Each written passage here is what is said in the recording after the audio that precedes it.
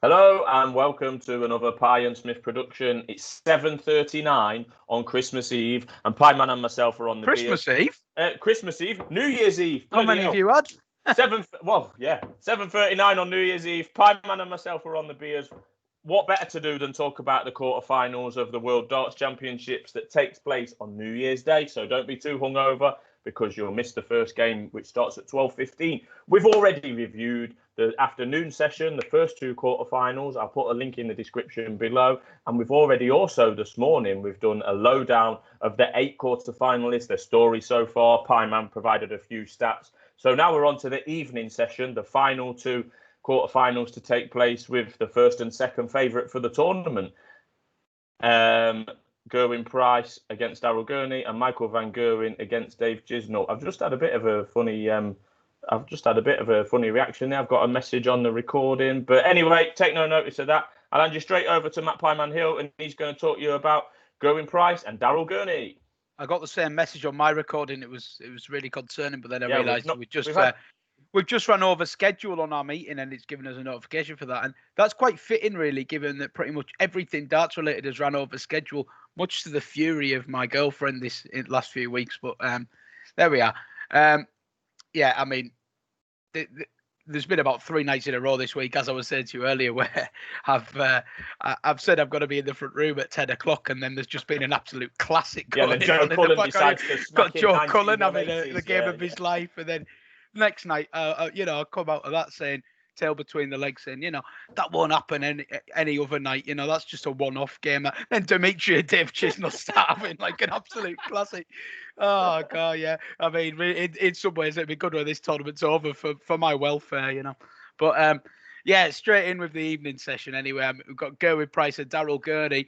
I know you're with Price on this, and you're with Price outright, and I just want to say that I did put Daryl Gurney up for the quarter. You did. When he played Willie O'Connor and impressed me, there was a bit of 14-1, which very quickly disappeared. And yeah, there's a couple of viewers I know are on that 14-1 for the quarter, so that's great news. And yeah, you've effectively got 14-1 on him to beat Gerwyn Price, and he's not going to go off that. But I mean, he's not going to go favourite either. I think he's about a 2-1, 11-5 chance. Daryl Gurney last time I looked. Yeah. 9-4 best price. Oh, well, it's drifted a little bit. We'd expect money to come for Price, and you expect money to come for Van Gerwen, because as the statisticians start to pile into the markets a little bit close to the off, they tend to go with the boys who've got the form in the book. But a little bit deeper on this game, Gerwyn Price has made hard work of this World Championship so far. To be honest, was on the rack against Jamie Lewis a little bit, wasn't he, in round 2? I thought he was a little bit fortunate to get through that. Went to a last set, was not playing well at all, really, but he found a way, as great players do. And to be honest, he seems to be getting better with every round as he goes, to be honest, because Brendan Dolan, credit to Brendan, turned up when I didn't think he would, and played his best dart, going out to withstand a bit of an onslaught there, and then got past Brendan. And then again against Merv King, I thought he was really good, to be honest. He made an informed Merv King look, well, pretty average, to be honest. And I didn't think Merv was that bad. He didn't hit the heights of recent weeks, but I still thought he was pretty solid. And Gerwyn, I would agree with that, because Gerwyn on tops. I just want to say his tops hitting has got better and better as the tournament goes on, and it's definitely something to watch. Gerwyn Price on top, so good. Yeah, well, you provided the stats on Gerwyn Price's finishing, and second only behind Van Gerwen out of the 8 remaining players. But yeah, I was just going to say on Mervyn King, I came away from the last 16 game with Mervyn King thinking that Merv didn't really play up to his level, and Price upped it a little bit, and it finished 4-1. But after watching the highlights and looking at a few of the stats, King wasn't as bad as I initially thought. I mean, bad. Yeah. All in the context. Yeah, all in the context. Yeah, relevant to his recent excellent form. But yeah, King wasn't below form as much as I thought. And, that is an impressive result for Gerwyn Price. I just think that now, I was confident when I placed my bet in November. We all know the story. And then I've lost confidence a little bit as MVG got better and Gerwyn didn't really look interested at the Grand Slam, etc., etc. I didn't think he was good enough in his first 2 games, and I lost confidence in my bet. But then, the King performance has really switched me back onto Gerwyn Price again. I think he's in the tournament now. He's switched on. We're at the latter stages. He really, knows we're in the business end, can win this tournament. And he wants to play Van Gerwen in the final and beat him and become world number 1. So I think he's in the tournament now, Gerwyn Price. I'm now happier with my bet than I have been for the last 5 or 6 weeks. Never mind just this tournament. So yeah, go on. Look, he's still in it, isn't he? And that is the main thing. These early rounds, we see it every year. A couple of really well fancied runners will fall in the early rounds, and sometimes they're not even playing that badly. I mean, goodness me, Dimitri Van den Berg to be knocked out of this tournament while Gerwyn Price is still in it. It seems immoral, really, because Dimitri has not averaged under a ton in his games, and he's gone home packing, and Gerwyn hasn't got over a ton, and he's still here. But I mean, ultimately, that's because he's beat the man in front of him. You can only play what's in front of you. And when Brendan Dolan, when Jamie Lewis, and when Merv King have asked him the questions, he's always had the answers. So discount him at your peril, even though he hasn't hit the heights, he's still a very dangerous runner, isn't he? And a worthy second favourite. Words on Daryl Gurney. As I say, very impressed with his Willie O'Connor performance, just enough to put him up for the quarter at 14. Just looked the wrong price, and a lot of people agreed with it quite quickly. There's no doubt that he's been a beneficiary of the draw to an extent. But look, Chris Dobey, a very similar player to Daryl Gurney. We haven't seen the best of Chris Dobey in recent months. And then these two are good mates. Naturally, they get up on stage, puff bang out of form. But because they've probably practiced together for, years, they both play fantastic. But Daryl just hit the big shots at the big moments. And I was even more impressed with his performance against Chris Dobey, to be honest, because he had a man who was hitting 140, 180 against him. Didn't fluster him. And that's what Gerwyn Price will do. He will hit consistently big scores. You won't get a minute's rest with Gerwyn Price. And that is what's got Gerwyn Price to the top, to be honest. A lot of players, they have good runs of legs, and then they maybe have a leg off.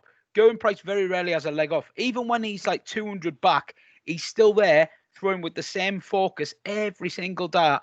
And for all the wasters of darts, and there's a lot of them in the field, people who chuck darts away when they're behind in legs or they give up on legs, Gerwyn Price is a testament to why you shouldn't give up on a leg, because he nicks so many legs that he wasn't in by putting in a 140 to just leave himself on a 3-figure out in case you miss, then he takes it. Boom, momentum shift. That is what's got him to where he is. He don't give up on legs, and I think that's the rugby player in him. He's got a bit of grit, and he hates losing even a leg. So, I mean, that's what you're up against if you're Daryl Gurney. I wouldn't discount Daryl Gurney, his chances entirely. I think he's playing really well. Daryl Gurney's got experience at the top level. He's won big TV tournaments in years gone by. He's played in the Premier League a couple of times. He's played Gerwyn Price double figures amounts of times on television. So this isn't going to be an unusual situation for Daryl Gurney. But I mean, head ruling heart here. You'd have to say that Price probably gets the job done here. Daryl's going to need to play extremely well for the entire match. And I just feel like Price might edge him. Maybe 5-3 would be what I would go with. And I think you're thinking along a similar line, aren't you? Yeah, I think that Gurney's going to certainly he's showed form that we've not seen of late, but we know he's a major winner, Premier League participant. He's made the quarterfinals of Worlds before. So, fair play for Gurney for returning to form. I don't think he's going to be plain sailing for Price. He has lost a fair amount of sets in this tournament to lesser players, 2 to Lewis, 3 to Dolan, only 1 to King. So, you're with 5-3, which is 9-2. I would probably be with 5-4 or 5-3. I mean, I wouldn't argue with 5-3, but I'll go with 5-4. That's 11-2. The favourite in that correct score market is 5-2 at 4-1. That wouldn't be for me. I think he'll make more of a game of it than that. I think it'll be close. I mean, look, I want Price to go out there and win 5-0. Don't get me wrong, but I don't. He'll fancy it, Gurney. He'll fancy it. Yeah. Can I just say before we move on, because it would be a travesty if I didn't get this into one of our videos. I was really chuckling. People will know I'm a big fan of Merv King. I was really chuckling yesterday watching Gerwyn Price's interview. He said Merv had been playing mind games with him in the build-up to the game. in the practice room at the Ali Bally, he'd been saying something along the lines of, "Oh, I don't like it when a lot of players roar, but I don't mind it when you roar." Like that is just complete bullshit, isn't it? Sensational mind games. He said that they've been using the same practice board individually throughout the tournament. King obviously got there first, went on that practice board that Price wanted to be on. I mean, all boards are the same to me and you, Pieman, but so he said they was practicing together before they went on stage. Yeah, it's quality. I mean, neither would back down. They're very two similar people, and I was not at all surprised for Gerwyn Price to come out and say, I get on with Merv better than most people on this tour, because they're two quite similar characters, to be honest. And Gerwyn Price, someone I used to dislike and I've grown to like, and Merv and King I've always kind of liked through adversity. Probably not people's most popular players, but I like them. I think they're, below the steely exterior, they're both good guys and they both just want to win. And I really enjoyed that. And I also liked the little mention he said of Merv had said he wasn't bothered about the Ros and then came on with earplugs. Classic from he wears earplugs anyway. Yeah, just quality though. I mean, like, you're playing the master of mind games there, but it was an impressive win for Price. And if he is to get past Gurney, then it'll be that King win will have stood him in good stead for this test. A couple of things I'll say. Gerwyn Price, I don't want it to make it a love-in for Gerwyn Price. I'm not his biggest fan in the world. I have backed him, and I'm still backing him. But he only started taking darts seriously 7 years ago. Before that, he was a genuine, decent, not top level, but decent level rugby union player. And to already be, I think he's ranked number 3 in the world for this. He's already won 2 or 3 majors. He's back-to-back Grand Slam winner. He's in the quarterfinals of a World Championships again. I mean, that's got, it's got to be some credit there. When you're talking about people like Michael van Gerwen that have been playing since the youth tour, since he could basically stand up, he's been playing darts, and there's got to be some credit there. And what I also will say is that it is safe to say, particularly obviously Price, the winner of this game will be favourite for the semi-final. They've got Stephen Bunting or Christoph Ratajski. I think Gerwyn Price or Daryl Gurney would much prefer to play Ratajski or Bunting than Van Gerwen, Chisnall, probably anyone in the top half. Yeah. You know what I mean? So they've got the better of the draw at this moment in time. Now there has been some players who've gone in this half of the draw, if you like. Peter Wright's fell, Nathan Aspinall's fell, James Wade's fell, blah blah blah. So it's a bit of a hindsight that they've been lucky, but they'll certainly prefer this draw to the other half of the draw. And that brings us nicely on to the final quarter-final of the evening session on New Year's Day. It is actually for quarter one, so quarter one will be the last game to take place of the quarterfinals, and it's Michael van Gerwen versus Dave Chisnall. We've got a lot to say about these, Pieman, so I'll just stand straight over to you with the crack. If Chisnall turns, all I'm saying is, if Chisnall turns up as he did against Vandenberg, where he was fantastic, this will be a brilliant, brilliant game. Well, put it this way, if you didn't watch Dave Chisnall versus Dimitri Vandenberg, Dave Chisnall turned in a performance where if Michael van Gerwen had turned that performance in, it would be on the news. It was so good. Honestly, it was mind-blowing, the performance. The average doesn't do it justice because the last set and a half, it got very nervy. They both missed a few darts at double, but you could forgive that because these first 5 sets, I mean, you could hear it from John Part and Wayne Mardle in commentary. It was just ridiculous. Dimitri Vandenberg, if he was going out in less than 12 darts, he was losing the leg. It was just an obscene standard. And we kind of should have seen this coming, to be honest. We were so bullish on Vandenberg. The only thing that was stopping it from a quarterfinal with Van Gerwen was if somebody turned in the performance of a lifetime.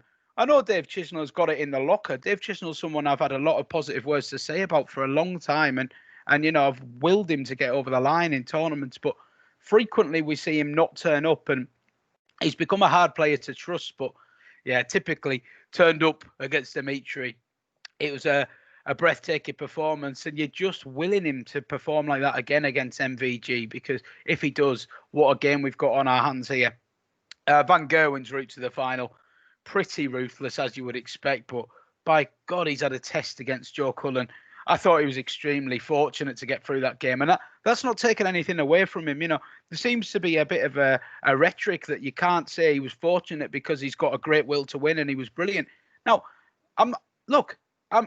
I was amazed by Van Gerwen. He's amazing. He never gives up.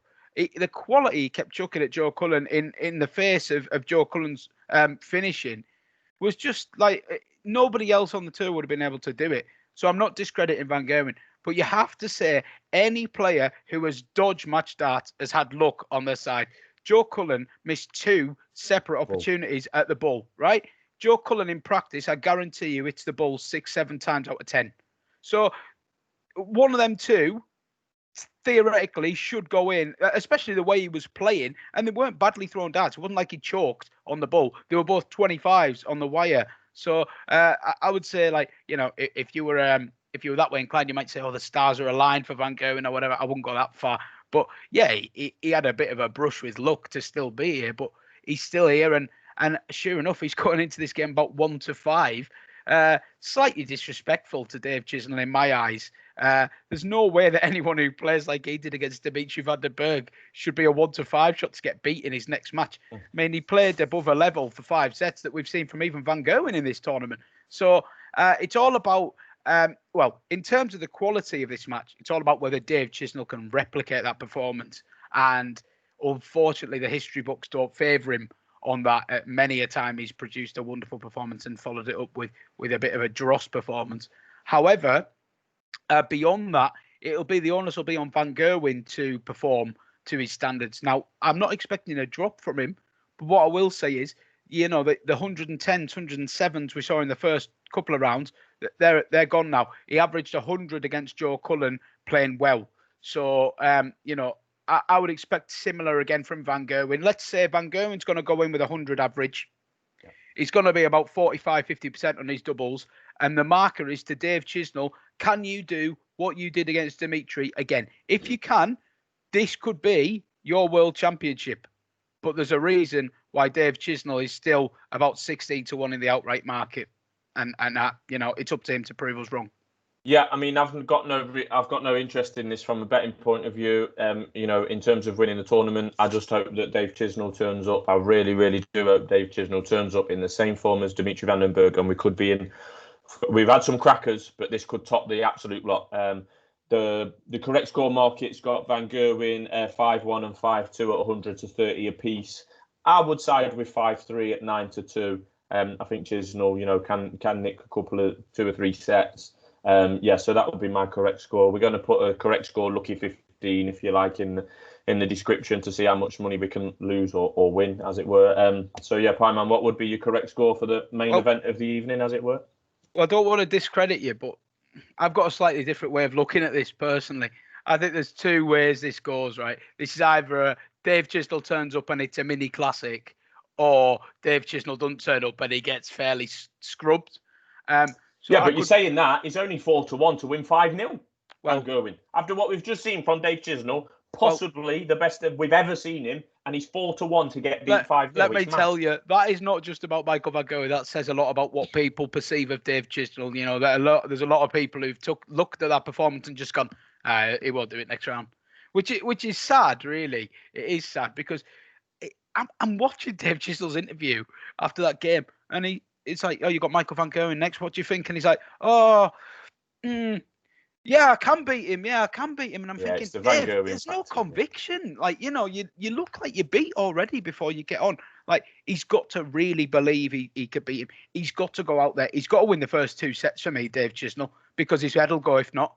He can't get embroiled in a battle with Van Gerwen. He'll get edged out. He'll get beat. What I would say on that is Chisnall, after his last 32 game, said that he was a slow starter, and I think he lost the first 2 sets to Danny Noppert, who he said was terrible.